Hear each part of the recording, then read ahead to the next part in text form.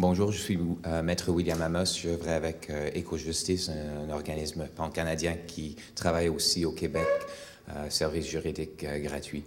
Ma question concerne la réforme de la loi sur les mines. En particulier, j'aimerais savoir si vous avez pris connaissance de la décision de la Cour d'appel du Yukon.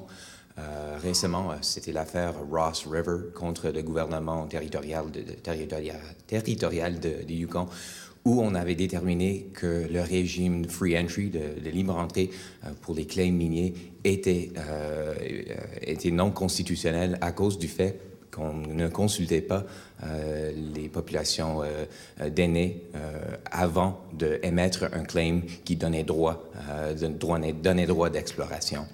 Alors, j'aimerais savoir si, dans le contexte de la réforme, si on prend connaissance de cet événement et de la possibilité qu'il y aura des communautés autochtones ici au Québec qui vont vouloir aller devant les tribunaux contester n'importe quelle loi, en particulier la loi sur les mines, si cet régime de free entry continue d'exister. Merci.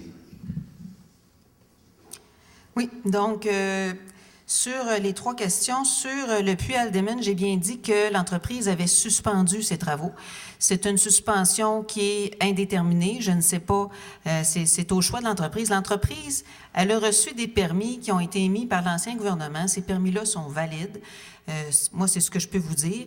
Et ce que je vous confirme aussi, pour vous rassurer, dans les permis qui ont été émis, ce n'est qu'un permis de forage conventionnel. Il n'y a aucun permis qui a été émis qui permet de faire de la stimulation hydraulique. Donc, c'est ce qui était prévu dans les travaux de l'entreprise. Et là, pour l'instant, elle a suspendu ses travaux. Et je pense qu'il y a du travail à faire tant du côté du gouvernement de l'entreprise que de la municipalité pour que les informations puissent circuler et qu'on puisse se comprendre. Sur l'énergie, là, on change un petit peu de sujet. Là, je comprends qu'on est dans un colloque sur les mines, mais là, vous m'amenez sur l'énergie. Sur l'énergie, je vous dirais que le nouveau gouvernement a pris des décisions très courageuses. Dès notre arrivée, nous avons pris la décision de déclasser et de démanteler la centrale nucléaire Gentilly. Je peux vous dire que c'est une décision qui est très courageuse.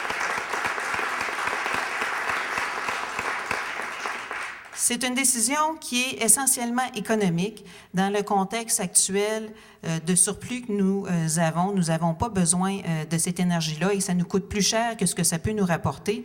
Mais je vous dirais plus que ça, au Québec, moi, je vous dis personnellement, là, je n'ai pas de position sur l'énergie nucléaire à travers la planète. D'autres pays peuvent faire des choix. C'est pas toujours facile. Les choix énergétiques, on sait que le meilleur choix, c'est de ne pas la consommer, l'énergie. Mais quand on décide d'en produire de l'énergie, là, ça a toujours un impact. Et c'est pas tous les pays qui sont bien pourvus comme nous en énergie hydroélectrique et en énergie éolienne que les impacts sont les plus limités. Il y a des pays qui ont le choix entre du charbon et du nucléaire. Pas un choix facile. Moi, je porte pas de jugement sur le choix que font ces pays-là. Toutefois, je vous dis, au Québec, on a des alternatives. Des alternatives, si on a besoin de produire, des alternatives qui sont beaucoup plus intéressantes, tant d'un point de vue économique que d'un point de vue environnemental. Fait que pour nous, la décision était évidente. Mais vous savez, ça faisait quand même déjà un certain temps que nous étions dans le nucléaire au Québec et vous avez vu, c'est pas tout le monde qui était d'accord avec notre décision. Sur les mini-centrales, encore là, nous avons pris une décision et je peux vous dire, c'est pas une décision qui est facile parce que les communautés qui ont préparé des projets, ils croient à leurs projets, puis ils ont mis de l'avant, puis ils ont avancé dans ces projets-là. Fait que c'est pas des décisions faciles de la part d'un gouvernement, mais encore une fois, dans le contexte actuel, bien, pour chaque million de revenus additionnels, parce que les communautés se servaient de ces projets-là comme de développement économique régional. Et on peut comprendre les communautés de souhaiter du développement économique régional et d'avoir des revenus récurrents. Toutefois, pour chaque million de revenus pour les communautés, ça engendrait 4 millions de pertes pour Hydro-Québec. Fait qu'à un moment donné, il y a une décision à prendre. Vous me parlez de Val-Jalbert. Vous savez, quand nous arrivons au gouvernement, là, le programme des mini-centrales a été mis en place par l'ancien gouvernement libéral en 2008. Les appels d'offres se sont réalisés en 2009. Nous sommes arrivés au pouvoir en septembre 2012. Nous avons une transition à gérer.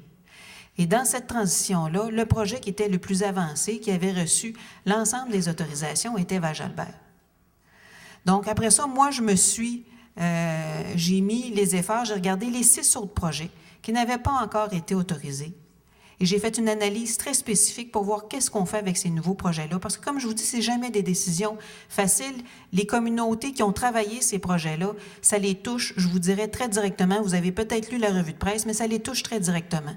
Et c'est pour ça que nous avons annoncé qu'il y aurait des indemnités pour les dépenses déjà réalisées et que nous avons annoncé aussi qu'il y aurait un comité de suivi pour regarder avec les communautés les projets qui souhaitaient réaliser à partir des revenus, les projets structurants, pour trouver d'autres alternatives de financement à même les argents déjà disponibles au niveau du gouvernement.